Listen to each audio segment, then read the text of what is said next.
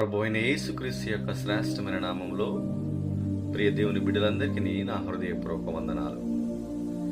ఈ దినము దేవుని యొక్క వాగ్దానము, మీరు మనస్సును త్రిప్పుకుని మీరు బ్రతుకుతారు అని దేవుని వాక్యం సెలవిస్తుంది. యెహెజ్కేలు గ్రంథము 18వ అధ్యాయము 32వ వచనములో, మీరు మనస్సును త్రిప్పుకుని అప్పుడు మీరు బ్రతుకుతారు. ఈ దినాన ప్రియ సహోదరి సహోదరుడా, నీవు ఏ విధము చేతనైనా, ఏ విధమైన వ్యాధితో గాని, మరణకరమైన ఏ బాధలో గాని, ఏ వ్యాధితో గాని, ఎలాంటి సమస్యలతో కూడా నీవు పోరాడుచున్నావేమో, ఇది నువ్వు మనస్సు మార్చుకో. దేవుడు నిన్ను బ్రతికించడానికి సిద్ధంగా ఉన్నాడు. ఆయన పొందిన దెబ్బల ద్వారా మనకు స్వస్థత కలుగుతుంది. ఆయన వాగ్దానం చేశాడు, నేను స్వస్థపరచు యెహోవాను నేనే అని వాగ్దానం చేశాడు.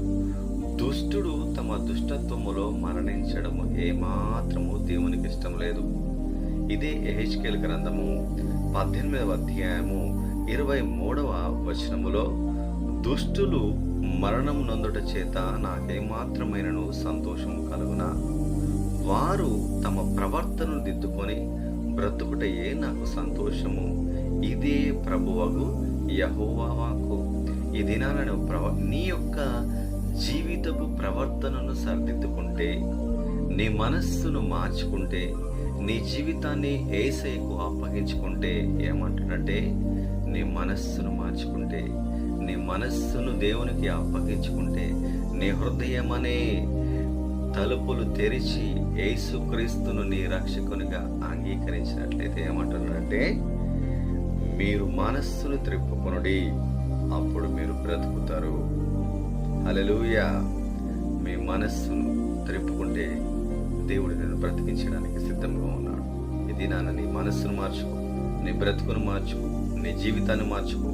పాపమును విడిచిపెట్టు, పాపపు జీవితాన్ని పాతిపెట్టు, ఒక క్రొత్త జీవితాన్ని ప్రారంభించు. ఆయన నిన్ను ఒక నూతన సృష్టిగా మార్చడానికి సిద్ధంగా ఉన్నాడు. నువ్వు సిద్ధంగా ఉన్నావా?